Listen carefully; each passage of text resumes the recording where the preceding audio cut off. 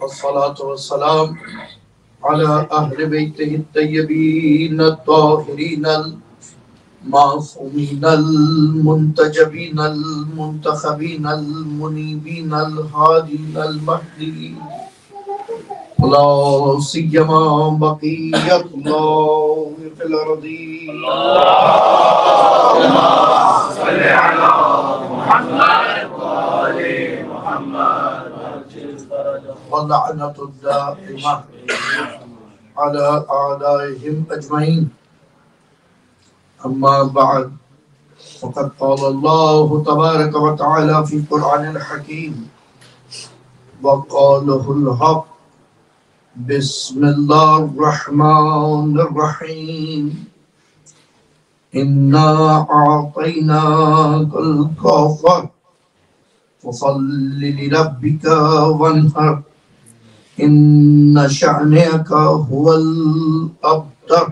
درود پڑھیے محمد. اللهم صل على محمد وآل محمد وعجل فرجهم. عزاداران امامین مظلومین سیدہ حسنین، آپ کے سامنے ایک ایسی سورہ قرأت کی ہے جو شاید آپ سب کو یاد ہے، رائٹ؟ سورہ کوثر. ایوری ون نو. شاید ہی اس وقت کوئی ایسا ہو جو اسلام کا دم بھی بھرے اور سورہ کوثر ہی یاد نہ ہو،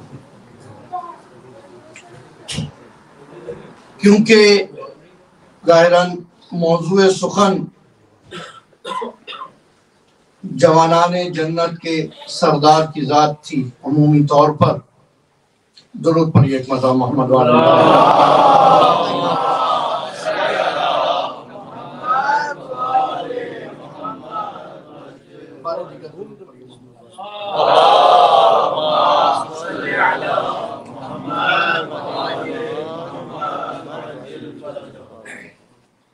اسی مناسبت سے یوں تو پورا قرآن ہی کہیں نہ کہیں، کبھی نہ کبھی، کہیں اشارتاً، کہیں استعارتاً، کہیں صراحتاً محمد و آل محمد کی ذوات پہ اشارہ کرتا رہتا ہے.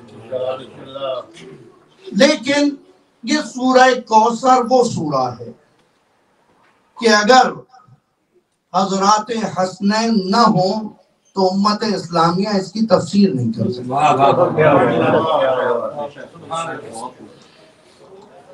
یوں تو کوثر کے، اب قبلہ کی وجہ سے مجلس مشکل ہو تو یہ ذمہ دار ہے، کیونکہ کوثر کے جہاں 70 معنی بیان کی، more than 70 meaning، وہاں ایک معنی ضرور بیان کیا، وہ ہے کثرت کا، ایکسس. اور کثرت کم سے کم 3 چیزوں میں بیان کی. کہ خیر و برکت میں کثرت، اے رسول ہم نے تمہیں خیر و برکت میں کثرت دی. دوسری، نسل و امت میں کثرت ہم نے رسول تمہیں عطا کی.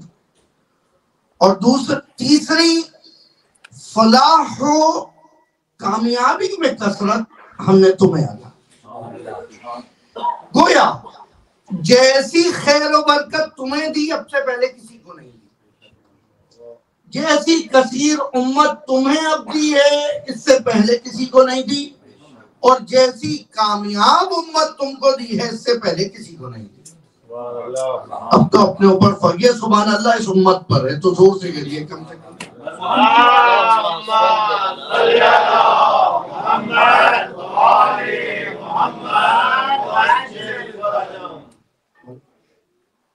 تو اس سے باہر بات نہیں جا سکتی. کم سے کم یہ 3 معنی بیان کیے ہی کیے ہیں. اور بہرحال یہ انسان کی مجبوری ہے، کیونکہ پیغمبر اکرم محمد مصطفیٰ صلی اللہ علیہ وسلم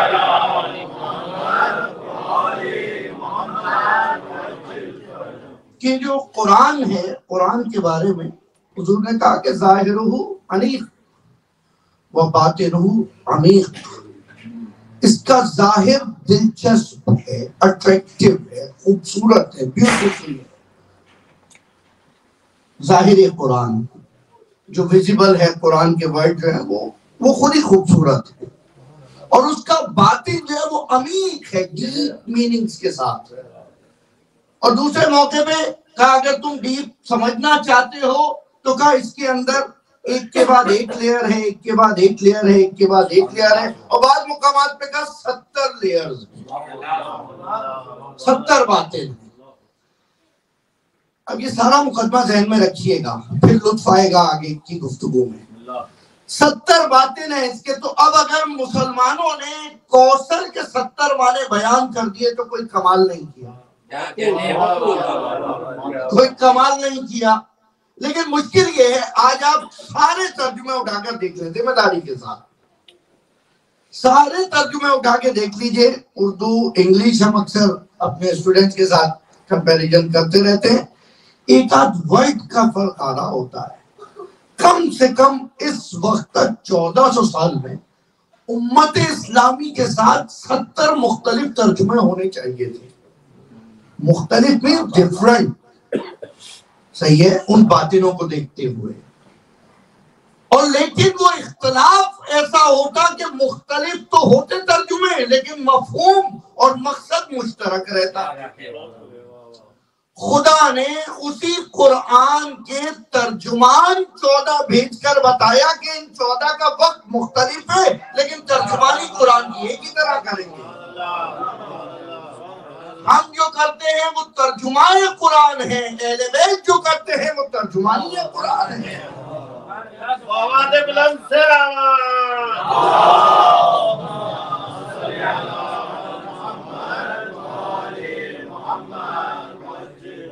اب یہ ایک چیز۔ دوسرا، اب کیونکہ میں سامنے کچھ تفسیر کے اسٹوڈنٹ بیٹھے ہیں، الحمد کی ہم نے تفسیر کی تھی، اور ماہ رمضان میں اکثر آپ میں سے بھی کچھ افراد تھے افطاری کے بعد جن کو حال و حوصلہ رہ گیا تھا، ہم نے تفسیر کرتے ہوئے ایک دن الحمد پہ گفتگو کی تھی، صحیح، اور ہم نے بتایا تھا وہ جو الف لام ہے، وہ قبلہ دیکھیں کیا کیا پڑھ چکے ہیں یہ لوگ، وہ جو الف لام ہے اس کا مطلب سب کی سب ہم، وہ الف لام سمجھ گئے تھے نا آپ لوگ، صحیح، all praises to Allah، this translation here،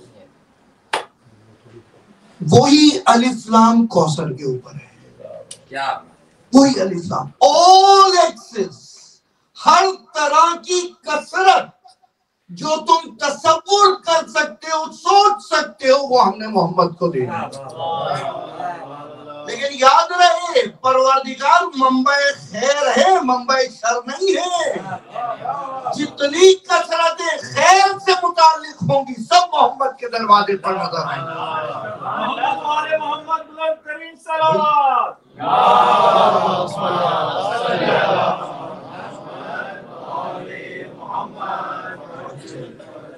جتنی خیر کی کثرتیں تصور کی جا سکتی ہیں وہ سب پیغمبر کو دی۔ اور خدا نے اس قرآن میں کمال یہ کیا، دیکھیں بہت بڑی تفصیلی کتاب لکھنا کمال نہیں ہے، انسائکلوپیڈیاز آپ نے دیکھے ہیں، برٹینیکا انسائکلوپیڈیا جس سے پہلے جو آ رہے تھے، دیکھیں 100 فولیم چلے جا رہے ہیں، ایک کے بعد ایک، ایک کے بعد ایک ڈھو کے لا رہے ہیں گدوں پہ، گاڑیوں میں انسائکلوپیڈیا ہے۔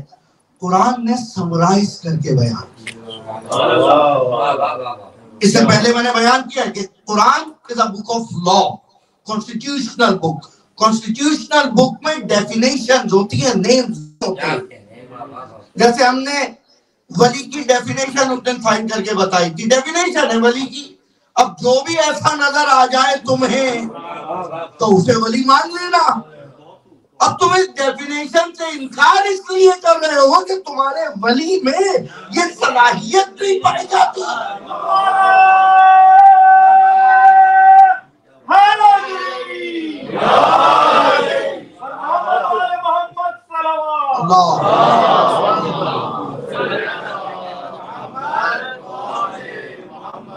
کیونکہ تمہارے ولی میں یہ صلاحیت نہیں۔ ہم نے کہا تھا خدا کا ہر کام معجزہ جو اس بات نبوت کے لیے ہو رہا ہے، اس بات نبوت کے لیے جو معجزہ ہے، معجزے کی ڈیفینیشن یہ ہے کہ جنرل پیپل وہ کرنے سے قاصر ہونا کر سکتے ہوں۔ پیغمبر نے سب سے چھوٹی سورہ کوثر لے جا کر کعبے کی دیوار پہ آویزاں کیا، اور سمجھے یہی تھا جو کچھ کوثر میں السلام علیکم اہل بیت النبوہ، سمجھے یہ کوثر ہے، یہ لے جا کر دیوار کعبہ پر آویزاں کر دی، سب کو اپنے قصیدے اتارنے پڑ گئے۔ اور خدا جب انفرادیت ان کی باقی رکھنا چاہے، تنویر بھائی دیکھیے گا، تو وہ کلمات و الفاظ کا انتخاب کرے جو عام طور پہ خدا نہیں کرتا۔ آتینا بار بار نہیں کہتا، آتینا کوثر بار بار نہیں کہتا، کوثر بھئی اس رسول کو کہتا تھا قم اللیل الا قلیلا، اے محمد کم نماز پڑھا کرو، اور اب کہہ رہے ہیں نماز پڑھو، اب کہہ رہے پڑھو۔ وہاں کہہ رہا تھا کہ تم قربانی کرو نہ کرو، تمہارے تو قدم قدم پر تم قربانی ہی دے رہے ہو، یہاں لیکن کہہ رہا ہے قربانی کرو، اور پھر کہہ دیا اِنَّا شَانِئَكَ هُوَ الْأَبْتَرُ، اور بے فکر رہو، تم ابتر نہیں رہو گے، تمہارا دشمن ابتر رہے گا، دم کٹا رہے گا۔ یقین کیجئے آج دعوے سے کہہ رہا ہوں، قبلہ موجود ہیں، اگر غلطی کروں تو اصلاح فرما دیجئے گا، مجھے کوئی مشکل نہیں ہے اصلاح لینے میں۔ پوری دنیا میں جتنے ہزار آل امیہ کے حمایتی ہیں، کوئی ایک اٹھ کر کہہ دے کہ میں نسل امیہ میں سے ہوں۔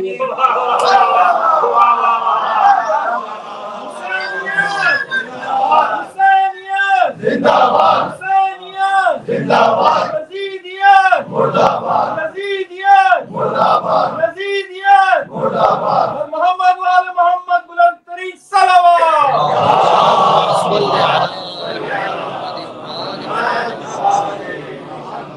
کوئی نہیں کہے گا بنی تمیم موجود ہیں، بنی اسد موجود ہیں، بنی عدی موجود ہیں، ارے بنی ہاشم اس طرح موجود ہے جیسے آسمان پہ ستارے، اور بلا مبالغہ یہ ایک ایک سید جو یہاں بیٹھا ہے نا، یہ مصداق کوثر ہے، لیکن بہت ادنا مصداق، آپ رہیے گا، بہت ہم بھی مصداق کوثر ہیں، جتنے سید ہیں یہاں، اب کی آگوشوں میں جو سادات ہیں وہ بھی مصداق کوثر ہے، لیکن یہ طالب جنت ہے، وہ مالک جنت ہے۔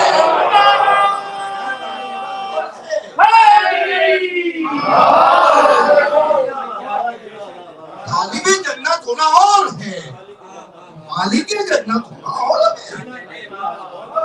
اور اب اگر بات آ گئی تو بنی امیہ کے جو پرستار ہیں، آج بھی جو دعوے دار ہیں، وہ جائیں اپنے بزرگ شاہ عبدالعزیز دہلوی، کیا مشہور نام ہے ان کا، ولی اللہ، محدث ولی اللہ دہلوی، شاہ عبدالعزیز دہلوی، ولی اللہ محدث دہلوی، ایک کتاب لکھتے ہیں، 1826 میں ظاہراً انتقال ہوا ہے، 1746 ان کی پیدائش ہے، 5 جون 1826، اور جب ان کا انتقال ہو چکا تو ایک کتاب لکھ کر گئے تھے، ایک رسالہ سر الشہادتین، 113 صفحوں کا رسالہ ہے، ٹھیک، اور میرے پاس موجود ہے اگر کسی کو چاہیے، انشاءاللہ آگے جا کے بیان کروں گا۔ وہ مقدمے میں لکھتے ہیں، ساتھ رہیے گا، وہ مقدمے میں لکھتے ہیں مسلمانوں کو حسنین کریمین سے محبت کرنے کے لیے حضور کی ایک حدیث کافی ہے، ان الحسن والحسین سیدہ شباب اہل الجنہ، شباب اہل۔ اب یہاں جہاں تک بیٹھے ہیں محمد حضرت، ترجمہ کیا ہے؟ ڈنڈی تو یہاں مر جاتی ہے نا، مسئلہ یہ ہے، ڈنڈی یہاں ماری جاتی ہے، ترجمہ کیا ہے؟ حسن و حسین جوانان جنت کے سردار ہیں۔ اب عربی سنیے دوبارہ، آپ کو عربی آتی ہے یقین کریں، ابھی دیکھیں آپ گواہی دیں گے۔ ان الحسن والحسین، یعنی انڈیڈ، رائٹ، ان الحسن والحسین سید ہے یعنی دونوں سید ہیں، شباب یعنی جوان، اہل جنہ، اہل جنت کے، اہل جنت کے سردار ہیں، جنت کے نہیں۔ فرق دیکھیے، جنت و دوزخ کا فیصلہ روز محشر کے بعد ہوگا، اہل جنت کا تعین اس دنیا میں ہوگا۔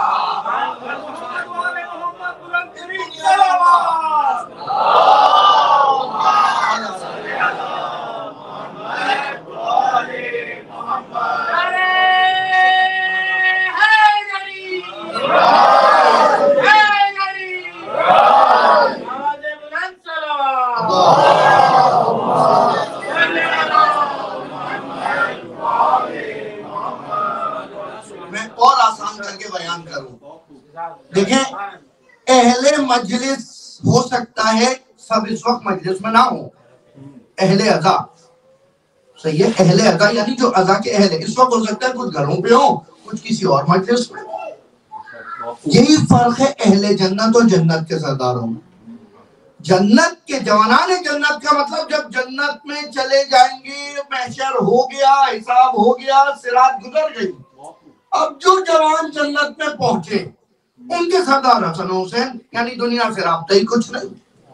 نہیں نہیں نہیں نہیں، پیغمبر نے کہا اس دنیا میں گویا نشانی بتائی، اس دنیا میں اگر دیکھنا چاہو جنت والے کون ہیں تو جو حسن و حسین کو اس دنیا میں سردار مانے وہ اس دنیا میں جنت والے کہلائیں گے۔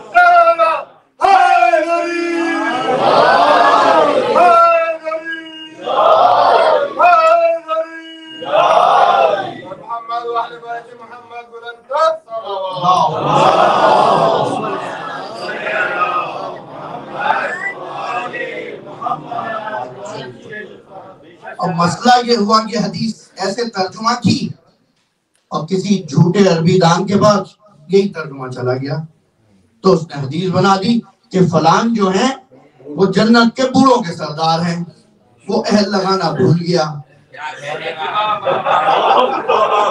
لیکن نااہل کے ہاتھ میں جب بھی قلم ہوگا نا تو حدیثوں کا سر قلم ہوگا،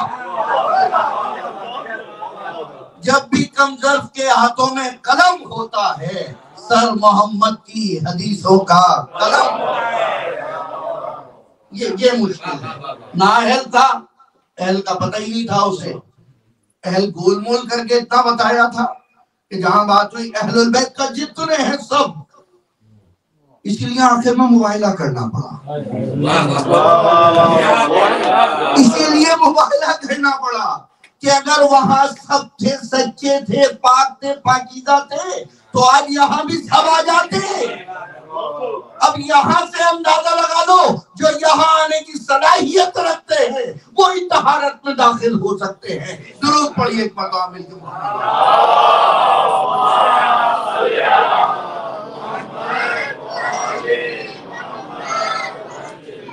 اس کا فائدہ کیا ہوگا، رزلٹ کیا ہے اس ڈسکشن کا؟ اگر اہل جنت کے سردار ہیں، ساتھ رہیے گا، میں کوئی نئی چیز سمجھانا چاہ رہا ہوں جوانوں کو۔ اگر اہل جنت کے سردار ہیں تو فائدہ کیا ہوگا؟ لیکن فائدہ یہ ہوگا کہ اب جو جنت میں جانا چاہے گا وہ انہیں سردار مانے گا، ٹھیک ہے؟ دو چار کوئی فلسفہ نہیں، وہ اگر اہل جنت کے سردار ہیں تو وہ انہیں سردار مانے۔ اچھا مولا کے معنی بہت سارے کر دیا آپ نے، اب سید کے معنی بدل کے دکھائیں۔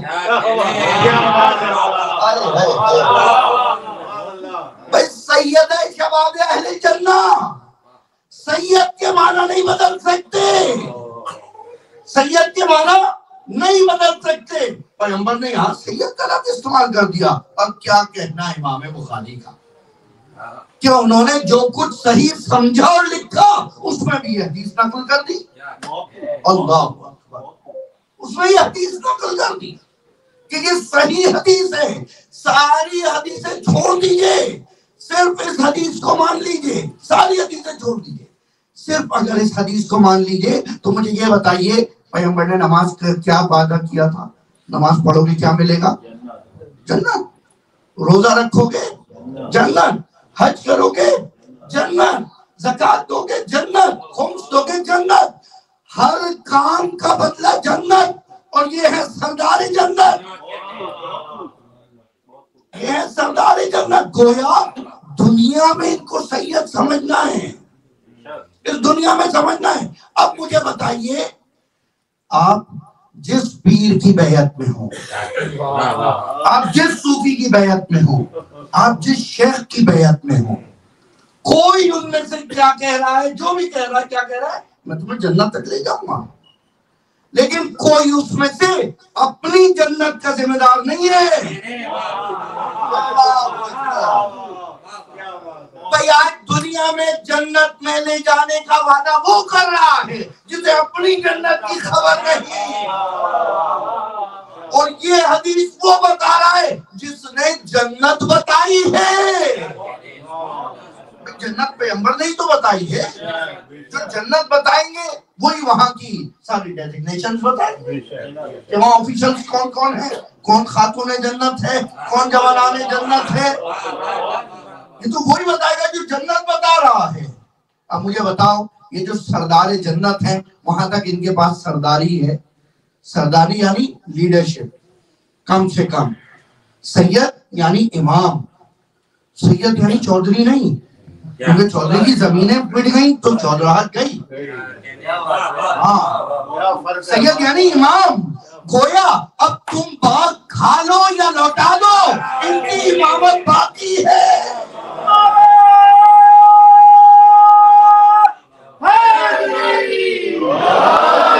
محمد وعلى محمد صلوات۔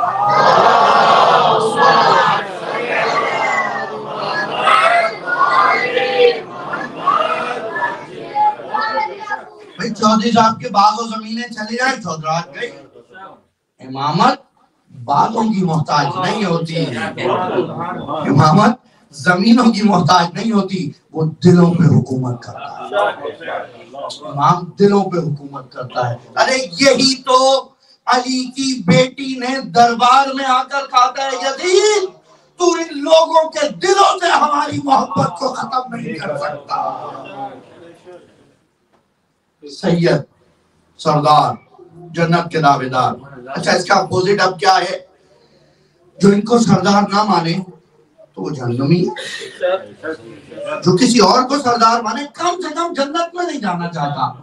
اب وہ چاہے کاتب وحی خود کو کہلائے، چاہے صحابی کہلائے، چاہے امیر کہلائے، چاہے جانشین کہلائے، چاہے راشد کہلائے، کم سے کم وہ جنت میں نہیں جانا چاہتا، کیونکہ سرداروں سے بنا کے نہیں رکھ رہا۔ اب ایک اسٹیپ آگے آ کر سنیے، اب اگر کوئی جنت کے سردار سے بیعت طلب کر لے،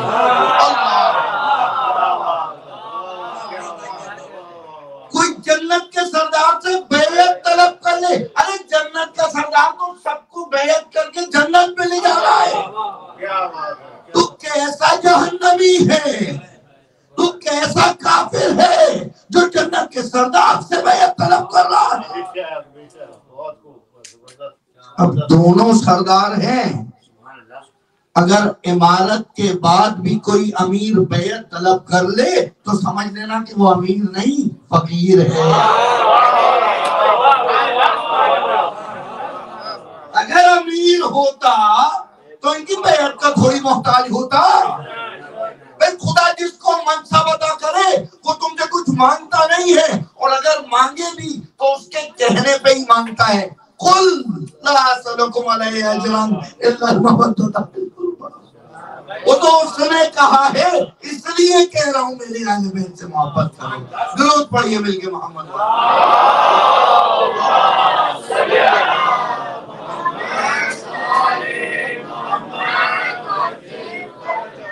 ان الحسن والحسین، یقیناً حسن و حسین، کمال سیدہ، دونوں سید ہیں، دونوں سردار ہیں، جوانان اہل جنت کے۔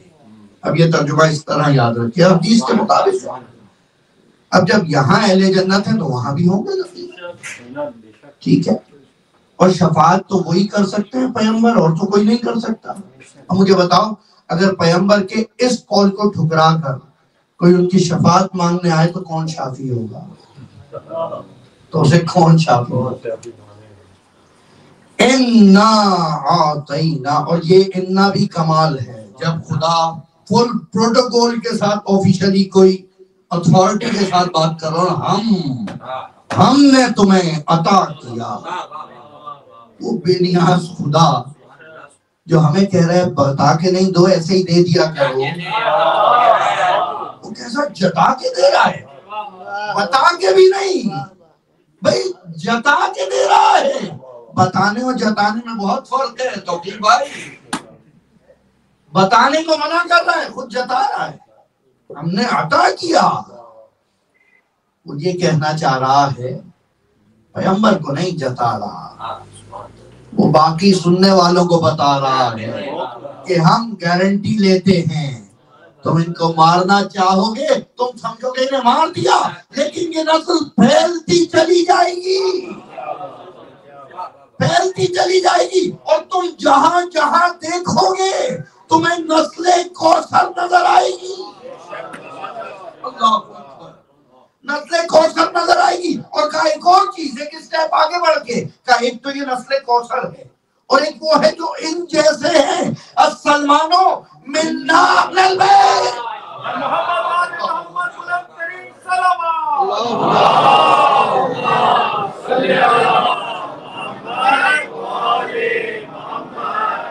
تو اب شیوخ کو ناراض ہونے کی ضرورت نہیں ہے، وہ بھی سند منیت پا سکتے ہیں. ٹھیک ہے، وہ بھی سند منیت پا سکتے ہیں.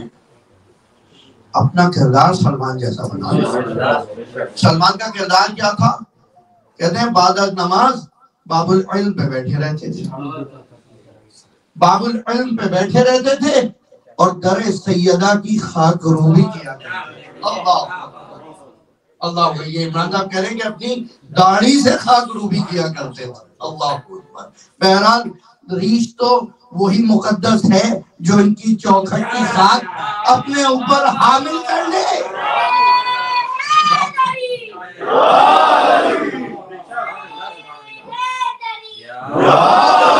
ورنہ کیا فائدہ اس ریش کا جو اتنی. درود پڑھیے مل کے محمد والے محمد.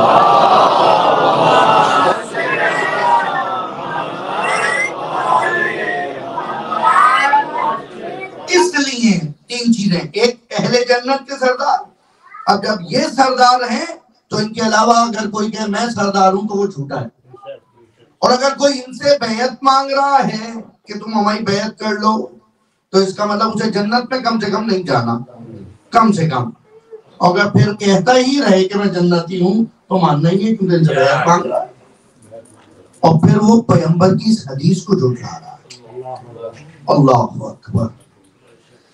تو حضور یہ جو نسل کوثر ہے نا، اس کو بچانے کی خدا نے ضمانت لی ہے آتینا کے ذریعے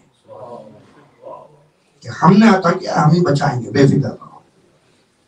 ہم ایسے ایسے مقامات سے بچا لے جائیں گے کہ یہ سوچ نہ پائیں گے، سوچ نہ پائیں گے. کسے معلوم تھا کہ کربلا میں جہاں اس طرح جوانوں کو تحقیق کیا جا رہا ہے، یعنی ایک جوان آدمی پر ایسے بیماری کے اثرات دکھنے لگے کہ دشمن آئے اور چھوڑ دے کہ یہ تو بیمار ہے.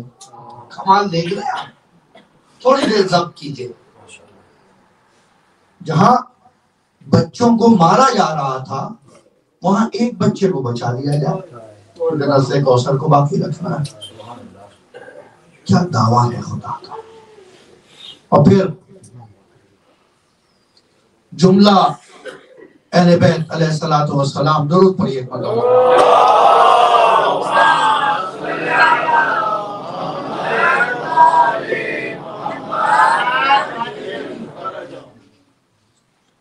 جب بھی کوثر کی بات آتی، اب یہ گفتگو آج یہیں تک رک رہی ہے، انشاءاللہ محمدی میں جو اگلی مجلس ہوگی یہ گفتگو وہاں کنٹینیو کریں گے کہ یہ جو خیر کثیر ہے وہ خیر کثیر دکھے گی اور ایسی دکھے گی کہ دشمن بھی خیر سمجھے گا، دشمن بھی خیر سمجھے گا.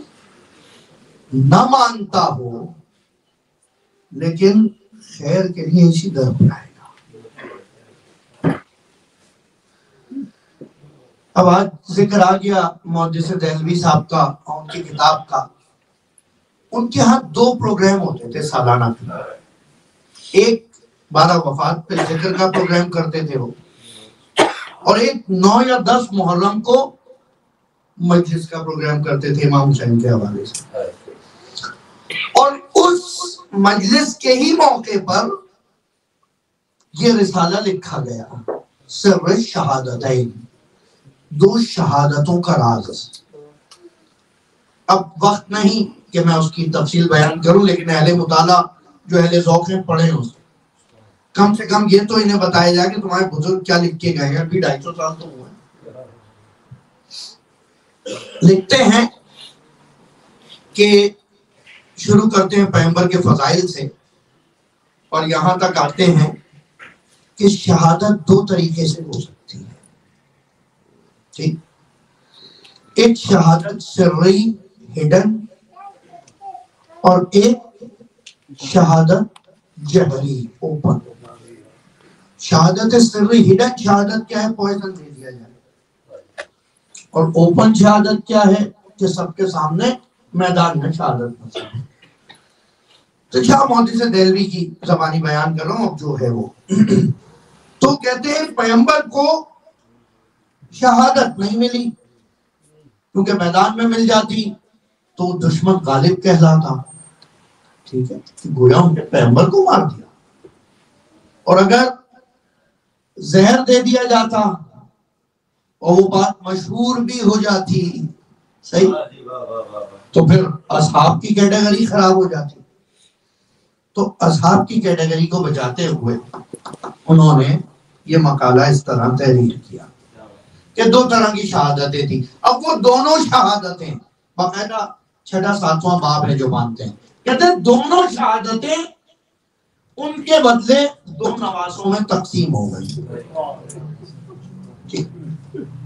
ایک نواسے نے وہ ہڈن شہادت کے ذریعے اس دنیا کو پوچھ کیا، اور ایک نواسے نے اوپن شہادت کے ذریعے.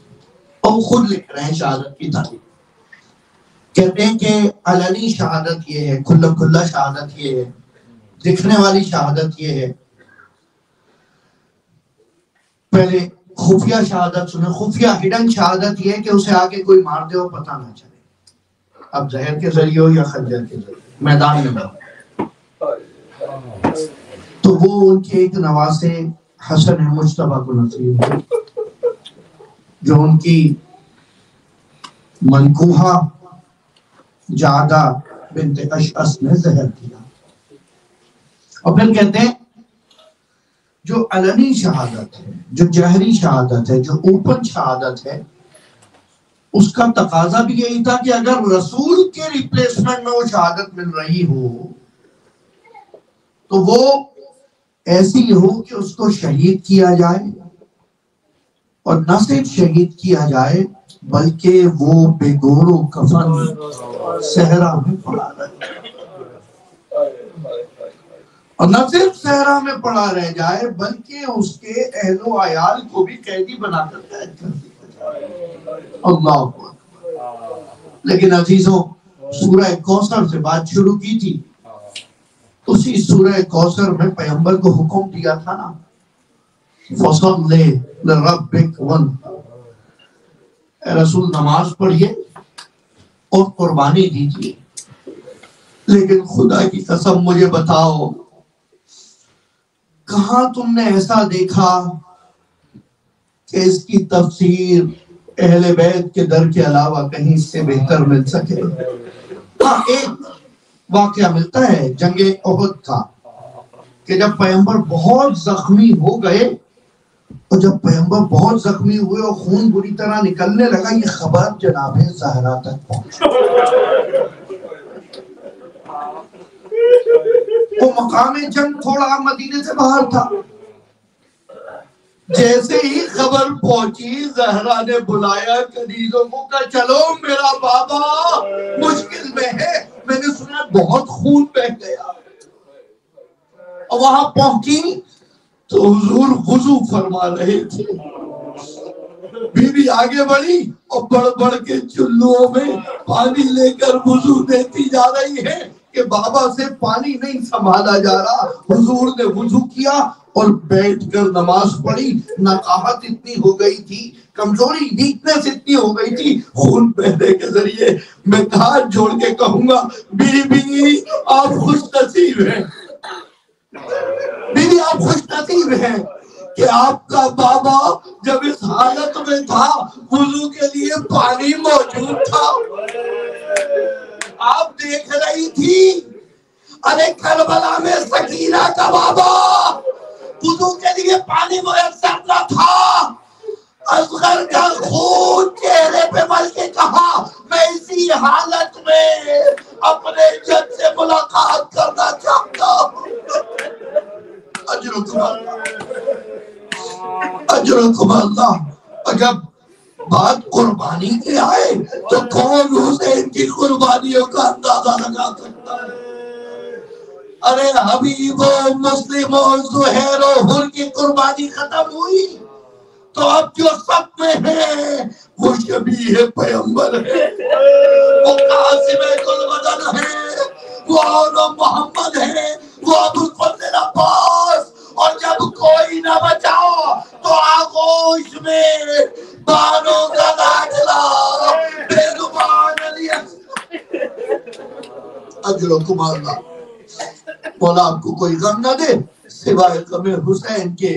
عزیزوں کی ساری مصیبتیں سن 50 ہجری میں تو ہوئی نہ تھی. جب امام حسن کی شہادت ہو رہی ہے, امام حسن کو زہر دیا گیا ہے, زہر اثر دکھا رہا ہے, چہرے کی رنگت بدلتی جا رہی ہے, اور اس طرح کہ اب امام کو باقاعدہ جگر کٹ کٹ کے امام کا نکلنا شروع. نانا کے بدلے نوازا قربانی دے رہا ہے, جگر کٹ کٹ کے نکلنا شروع ہوا. خدا کسی بھائی کو یہ منظر دیکھنا نصیب نہ کرے. حسین بیٹھے ہیں, بڑے بھائی کو دیکھتے جاتے ہیں, کہا بھیا آپ کی حالت تو بہت غیر لگ رہی ہے, یہ دیکھیے جگر کے ٹکڑے دکھ رہے ہیں. حسن نے سینے سے لگایا, کہا بیٹا حسین, بھیا حسین غم نہ کرو, یہ امتحان تو کچھ نہیں جو تمہیں دینا پڑے گا. وقت نماز آیا, میرا زخمی مولا حسن زہر آلود حالت میں بیٹھ کر نماز ادا کر رہے ہیں. حسین نے رونا شروع کیا, کہ بھیا میں نے کبھی آپ کو بیٹھ کے نماز پڑھتے نہیں دیکھا, اب ہمت نہیں ہے. جب حسین رونے لگے, اب حسن نے جب قریب بلایا تو کہا بھیا حسین میں تو بیٹھا ہوں, تجھے زین سے گرایا جائے گا.